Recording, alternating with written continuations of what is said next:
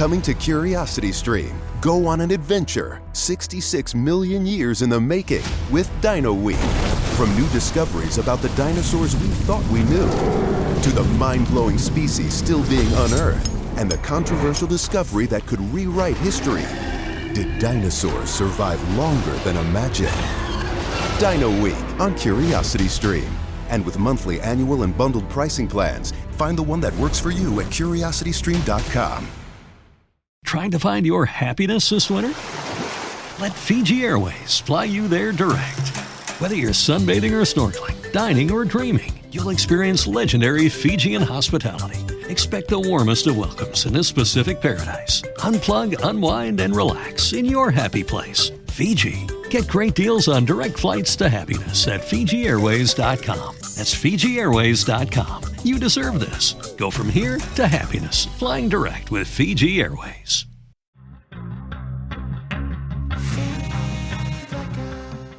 Hello, my paranormal peeps, and welcome back to another Deep Woods Paranormal Podcast. I'm your host, Matt Harvey. I am also the founder of Deep Woods Paranormal. Today, we're lucky enough to have Bo Roberts on. He was an actor, and now he's a director. He's shot 17 films. Recently, he shot The Great Awakening, which is really awesome. I haven't had a chance to watch it yet, but I'm looking forward to. So I just want to introduce him and let him kind of talk about his story a little bit and what got him into acting and go from there. Hey, Matt. Thanks for having me. So what was the first question? Like, how I got into acting? What got you into acting? What pushed you in that direction? Yeah, so I'm from the Midwest, so I moved down to Florida, and it turned into this situation of what to do for work, and in a very interesting twist, I was actually fully trained on being a door-to-door Kirby vacuum cleaner salesman, and I showed up for the first day of work, connected with a coworker, and said, "Hey, so from how it was explained to me, these people, they want us to come to the house to do a demonstration and stuff like that. So it's not cold calling, right?" And the guy was like, "Nah, dude, they have no idea that you're showing up, so you're gonna have the door slammed in your face a lot."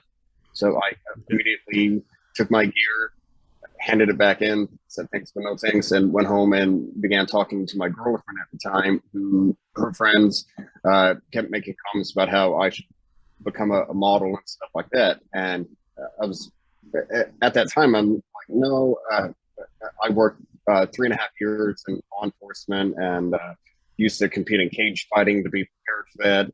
I'm not into modeling, but selling vacuum cleaners door to door or being a print model, I'm like, all right, let's try this modeling thing out. So that's that's what kind of pushed me to start, going out. And then it was very kind to me. I quickly turned into a big fish in a small pond in kind of the Tampa Bay, Orlando area, and then went from there down to South Beach, Miami. And as that really began building, I also began coming across acting auditions and parts in movies and stuff like that. And at the time, I thought, oh, I'm from the Midwest. Everybody thinks it would be cool to be in a movie. But now I actually have access to see how it is, what it's like. I'm doing kind of an adjacent job position to it. Modeling is not acting, but you do stand on camera and take direction. And I'm like, okay, it could be a doorway. So I kind of played around with it, showed up on a couple short film sets, and then somehow got a role in a feature film. And then I decided that's what I wanted to do based off of my interest in psychology. It's very introspective in a lot of ways. So I decided to pursue that full time and move to New York City to do that. Awesome. Okay, so important question. Are you a Mets fan or a Yankee fan? I would actually say neither, but I am that weird type of fan that I do enjoy watching the Yankees lose. Mm-hmm. Yeah, You I'm a know, Mets fan, so just had to ask. yeah, just, I've loved them through all the crap they've been through, and now they're supposedly turning a corner here. We'll see what happens with them. The Yankees are mhm, doing amazing too. So, yeah. all right. So you've been in 17 short films. Tell us a little bit about those. What was your Um, favorite one? Stuff like that. Gotcha. So I had actually made those short films. So like it wasn't me on camera. Well, I made a cameo in a few of them, but as far as a favorite short film that I had made, uh, there's one called Death Ballad, and I made that, and yeah, it was interesting. It was my interpretation of it's a story that I view as borderline folklore of the Craigslist killer, to where I've been hearing, stories periodically about, somebody met somebody off the Craigslist and wound up being killed and stuff. I haven't really come across, stories that, that's like a true crime type of story, but I definitely know the story of the Craigslist killer. So I kind of took that and ran with it, but fused it with music, to where the gist of it is, you have this person. She was trying to make it in Los Angeles, make her music dreams happen. That wasn't going right. She wound up getting involved in drugs and tricked out and turned into a prostitute, and just a really kind of a downward spiral lifestyle. And meanwhile, there's this kid in the picture watching all of it go down. And then that kid grows up, and he turns into the Craigslist killer, and he's like recreating his mom's death over and over again. And he does it with very symbolic music to what's happening. So for me, it was interesting, because most most movies I watch, it's more in the horror genre, and it's like if it's sci-fi and horror, it's all about what's hiding under the bed, what's lurking around the corner.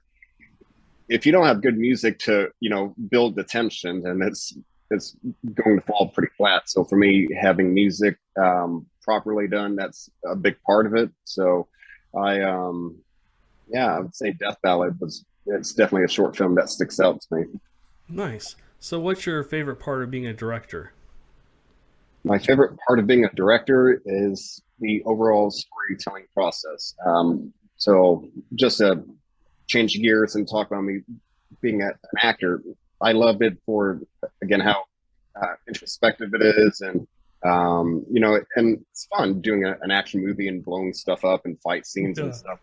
But at the end of the day, I'm helping somebody else tell their story.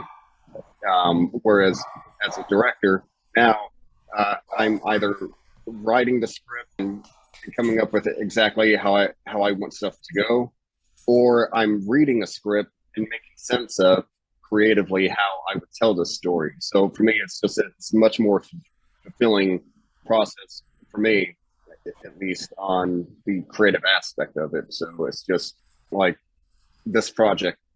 Okay, the Color of Sin, I'm needing to rely heavily on set dressing and in-camera lighting changes, because that's the best way to tell what's happening on the script. But maybe this project requires something completely different. So it's just, to me, it's fun. I view it as a game, really. Like you read the script and just try and make sense of the best way and the coolest way to tell the story. Mm-hmm. Yeah. So you just shot, like I said before, you just shot a new movie back in 2021. It's called The Great Awakening. So tell us a little bit about that. Yeah, so The Great Awakening, that is my first full-length feature that I've shot and directed. I wouldn't really call it my directing debut, because initially I was outright lying to people, and I inflated the budget and told them, I shot it for $5,000, but Wow. realistically, I shot it for 1,600. So, there's a very specific budget ceiling that I was dealing with. But even with that being said, and me and one other crew member on set for 3 weeks, it's now been distributed on Tubi TV, and it's currently being onboarded on Amazon Prime. So hopefully a week, maybe we can have people watch it on Amazon.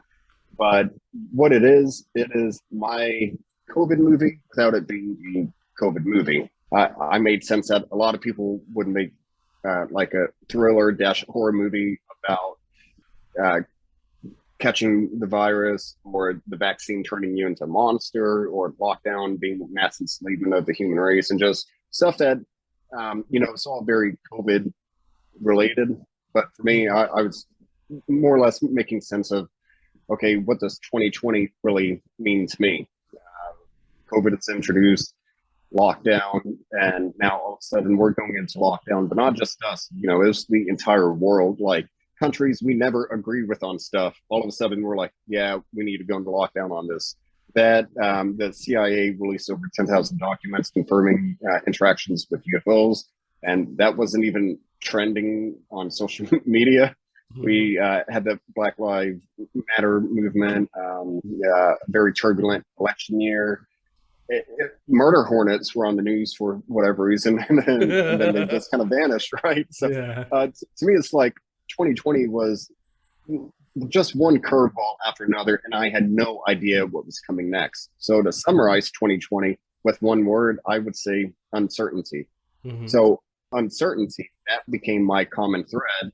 That would be my version of a COVID movie. So it's not directly about COVID. It's more about what that year represents, which to me is uncertainty. So the way the story was created, the way I shot it on set, the way it was stitched together in post, every bit of it, the intention is to make the viewer feel uncertain, to where what's happening in the scene, but specific ways that I choose to let that scene play out, things don't really add up, and to anticipate what's coming next.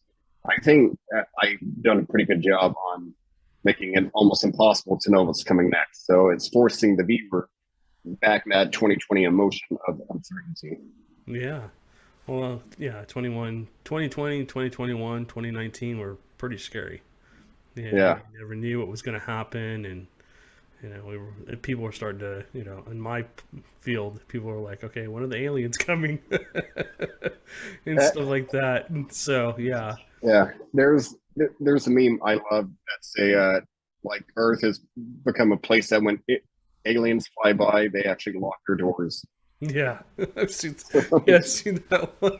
No, you don't want to go there. That's the wrong planet. Oh my goodness. So you supposedly had a strange sighting. You don't know what it was. Can you describe that? Oh, the one I mentioned in the pre-show. Right. Yeah, it was about 2 or 3 nights ago. I'm in Los Angeles, and right over Hollywood, up in the air, it looked like a very small, contained type of lightning strike. Like, it would just get extremely bright, but it wasn't a lightning strike. The entire sky didn't light up. And I kept looking to try and see what was happening, and because on my balcony I have a straight shot to the Hollywood sign and all of that fun stuff, and I couldn't see anything in the sky that would make sense, of like, okay, where is this light coming from? And it happened about like 6 times, but it would do it like once every 2 minutes. So like right when I would look away, that's when it would happen. And so then after the 3rd time, I actually went onto the balcony and just stood there and just stared into the general direction. And then I saw the light, but I, squinted and couldn't see, like, is there like a helicopter with a strobe for whatever reason? Because you can watch the choppers fly by and they have like the blinking lights, Right. So they can see each other in the sky. That didn't happen. So who knows? Yeah. No, I had an encounter in Orange County, kind of similar to yours. I was actually up at 3 o'clock in the morning. I just had my wisdom teeth out, went to the kitchen to grab some Tylenol, look out our little window, and I see this flashing light. I'm like, what is that? It was like blue, green, yellow. I'm like, okay, it's just a helicopter or a plane. It was just sitting there. So I went back to grabbing my medicine, sat down, and basically looked back out, and it started changing colors even faster. Blue, red, green, purple, orange at one point. And so, being a paranormal investigator, I grabbed my camera gear and my long lens and went out there and started recording with night vision and stuff like that. And I'm sure the neighbors loved it because I was out there and in my PJs out there focusing over this person's house. They're probably going, what is this pervert doing? But I recorded this thing for, God, it was almost an hour. And it just kind of moved, and then it started having things come in and out of it, and then it would change shapes, and I got lots of pictures of it and stuff like that. And so, yeah, everybody else pretty much knows the story if they've listened to our podcast before. But I stupidly posted it to Facebook and YouTube. Both were taken down within minutes of me posting that. So interesting. Yeah, I ended up getting my computer wiped as soon as I go to plug in my external hard drive, which had about 20 years worth of... Whoa. Sorry, that's thunder. Thunder? Wow. We have a thunderstorm. Yes, I didn't realize it was in our area, so sorry about the barking dogs. My little yapper loves that. We have 4 of them. It's a co-host. Trying to see which ones are behind me here. So, yeah, I mean, Orange County, Los Angeles County, that whole area, Sacramento, is a hotspot for UFOs. They're usually seen over the LA Harbor and stuff like that, too. So, we're out here in Texas. I've actually had a couple of strange sightings, too. I actually saw what looked like a black triangle. It was massive. Take off from the airport right next to us. We're in a little small town. We're in College Station. So essentially this thing took off. So anyways, basically I watched this thing take off, and it was like almost like a balloon. It just kind of slowly but surely moved, and then it stopped. I'm like, okay, it's a plane. And then it turned, and I could see the other side. So I was like, wow, it had different color lights on the sides, just a couple of them, but it was massive, whatever it was. And then a plane took off, went right by it. I'm like, oh, okay, it's not a plane. I don't know what it was. Anyways, so what are your future plans? Future plans, assuming in filmmaking. So, kind of a... Check out great deals at Safeway. This week at Safeway, 1 pound of strawberries or 6 ounces of blueberries, raspberries, or blackberries are 3 for $12. Member price. Plus get value packs of USDA Choice Boneless Beef Tri-Tip Roast, untrimmed twin packs for $3.87 per pound with digital coupon. Limit 2 packages. And local green or red seedless grapes for the member price of $1.88 per pound. Also at Safeway, 16 ounces of Jennie-O turkey. Selected varieties are buy one, get one free. Visit Safeway.com or head in store for more deals. It is Ryan here, and I have a question for you. What do you do when you win? Like, are you a fist pumper, a woohooer, a hand clapper, a high fiver? I kind of like the high five, but if you want to hone in on those winning moves, check out Chumba Casino. At ChumbaCasino.com, choose from hundreds of social casino-style games for your chance to redeem serious cash prizes. There are new game releases weekly, plus free daily bonuses, so don't wait. Start having the most fun ever at ChumbaCasino.com. No purchase necessary. VGW. Void where prohibited by law. See terms and conditions. 18+. Hello, it is Ryan, and I was on a flight the other day playing one of my favorite social spin slot games on ChumbaCasino.com. I looked over at the person sitting next to me, and you know what they were doing? They were also playing Chumba Casino. Coincidence? I think not. Everybody's loving having fun with it. Chumba Casino is home to hundreds of casino-style games that you can play for free anytime, anywhere, even at 30,000 feet. So sign up now at ChumbaCasino.com to claim your free welcome bonus. That's ChumbaCasino.com and live the Chumba life. No purchase necessary. VGW. Void where prohibited by law. See terms and conditions. 18+. Career avenue I'm definitely wanting to explore more is, and thankfully Kentucky has done this, but I'm from the very bottom tip of Indiana, and we call it Kentuckiana. And so Kentucky currently has the largest film incentives in the entire country for filming. So I actually went there about 2 months ago and shot a 4-week feature. So yeah, future plans. I would love to have my filmmaking career. You know, of course, Hollywood is where it's at. You know, it's like the ability to have a filmmaking career outside of Los Angeles. That's something I'm definitely interested in as well. At least, dovetailing, like spend majority of time here, maybe a quarter of the year in Kentucky, and just, shooting stuff like that. Yeah, I have about maybe 10 feature film scripts.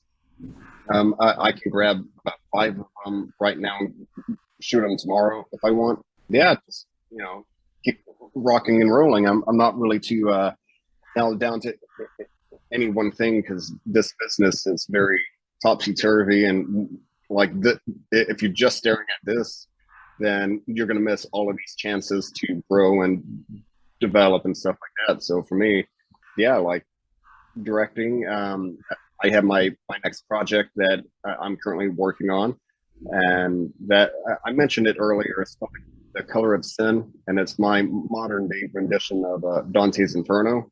But yeah, so and I'm currently on the first draft. Like I've been doing research for it now. I have the mood boards, I have the character breakdowns, and the synopsis, and the beat board. And now it's taking all of that, putting it onto the script. So that's where I'm at with it right now. So I would love to shoot that next year. But back to it, like I'm still open. So I also work as a director of photography. Yeah, doing that, and then doing camera op work on stuff. I've been a cam op on a couple Lionsgate movies, stuff like that. So it's just gonna kind of keep going with it. That's awesome. Yeah, my wife and I just started a production company, mainly for paranormal stuff, but we'll be shooting other stuff too. So that's awesome that you guys that you're doing that, creating new content and stuff like that. I'm sorry, there's a lightning storm out there, and now it's just, is it pouring? Yep, it's just starting to pour. So bear with me with the weather. The weather has decided to change on us. Yeah, definitely sounds like a cool career. Are you going to shoot anything else paranormal or anything in paranormal nature? I would not be surprised if that comes up again, because for me, horror movies, that is my favorite genre, but it's not so much about the blood and gore. It's more about the horrific aspects. So when people watch The Great Awakening, the way a lot of people make sense of it is it's more of a sci-fi thriller with horror aspects. So like if a viewer is not into horror movies, this is probably a C- to a C on how scary it is. But to me, that the foundation of kind of the greater story that's being told, that's something that it has a pretty horrific ending, although it's not blood and gore and monsters walking around with machetes. So yeah, that's cool. So what's your favorite horror movie? Oh, my favorite horror movie. I would say in recent years, I would go with Hereditary from A24. It has been a very long time since a new horror movie has come out that's really struck a nerve with me. And that movie struck a nerve with me to the point that I actually had a custom birthday cake made for me on my birthday, of course. But yeah, like it was a Hereditary themed birthday cake. Yeah, so I definitely go with that. But for me, I love watching, like all throughout the years, how things keep changing. So and it seems like back in the late 80s and early 90s, that's when you had a lot of these, let's call it opening the third eye genre of filmmaking came out. And so you had a lot of stuff like From Beyond that came out, and a bunch of movies similar to that. So that was always a fun genre to go through. And then just to kind of see, of course, the classics are fun, from like Nightmare on Elm Street. That would actually be one franchise. Like if I had to pick one, I think I would like to do Nightmare on Elm Street the most, just because when people fall asleep and now all of a sudden they kind of wake up, but now they're dreaming, and watching them go from like their bedroom to the hallway to it slowly morphing into the Freddy's boiler room. That transition, that's actually something I would love to play with. It's something that it's actually going to have notes of it in The Color of Sin, and it's just something I really love to take a crack on. So yeah, like Freddy as a franchise, Hereditary, but also just jump all around. And if a new one comes out, I'll check that out as well. Nice.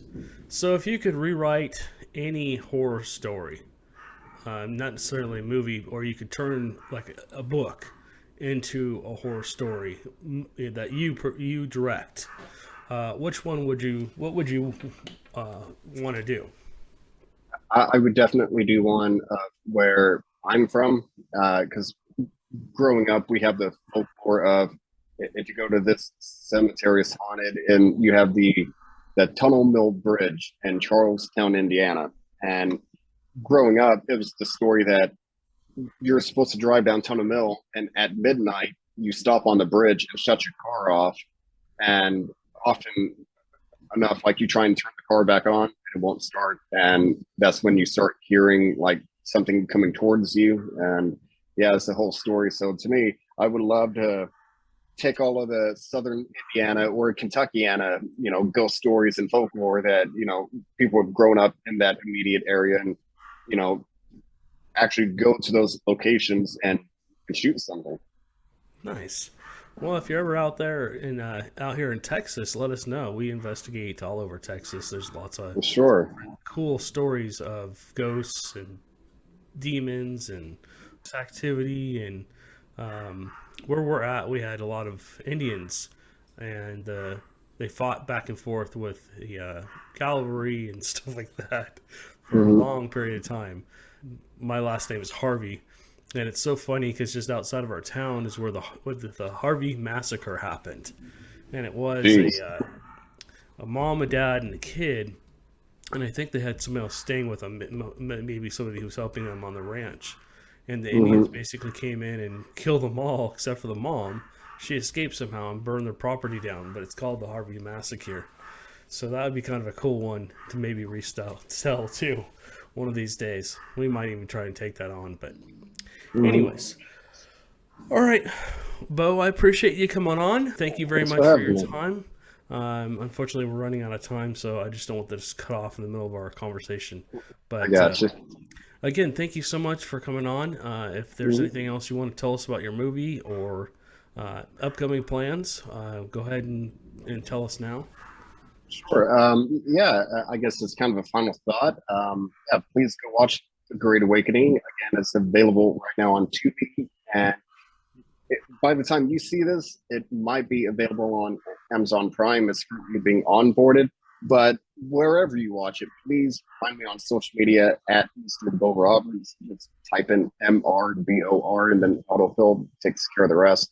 But tell me your thoughts on it. Did you like it? Did you not? And why? The ending of the movie, I explain what's happening, but in a very subtle way, so the ending is still left open-ended enough to where it's open to interpretation, which is a big part of the overall message of the movie. Yeah. Would you ever make a sequel of that movie? It would be a very interesting sequel. The storyline, I very much plan on it being kind of a one and done type thing, but there is actually a major franchise that I could see it working its way into kind of being a co-op story combination on. But yeah. Cool. Well, you guys need to go out and look for his new movie, The Great Awakening. He said it's available possibly on Amazon. Just do a Google search for it. I did. I was going to start watching it, but I ran out of time. I would have eaten into our movie time. Our talk time here. So... all right. Well, thank you so much for coming on. I appreciate you. Sorry about the thunderstorm coming in the middle of our conversation here. All good. It fits with what we do. But anyways, all right, Bo. I appreciate your time, and we'll hopefully see you in the future. For sure, man. Thanks. It is Ryan here, and I have a question for you. What do you do when you win? Like, are you a fist pumper, a woohooer, a hand clapper, a high fiver? I kind of like the high five, but if you want to hone in on those winning moves, check out Chumba Casino. At ChumbaCasino.com, choose from hundreds of social casino style games for your chance to redeem serious cash prizes. There are new game releases weekly, plus free daily bonuses. So don't wait. Start having the most fun ever at ChumbaCasino.com. No purchase necessary. VGW Group. Void where prohibited by law. See terms and conditions. 18+. Check out great deals at Safeway. This week at Safeway, 1 pound of strawberries or 6 ounces of blueberries, raspberries, or blackberries are 3 for $12. Member member price. Plus, get value packs of USDA Choice Boneless Beef Tri-Tip Roast, untrimmed twin packs for $3.87 per pound with digital coupon. Limit 2 packages. And local green or red seedless grapes for the member price of $1.88 per pound. Also at Safeway, 16 ounces of Jenny-O turkey. Selected varieties are buy one, get one free. Visit Safeway.com or head in store for more deals.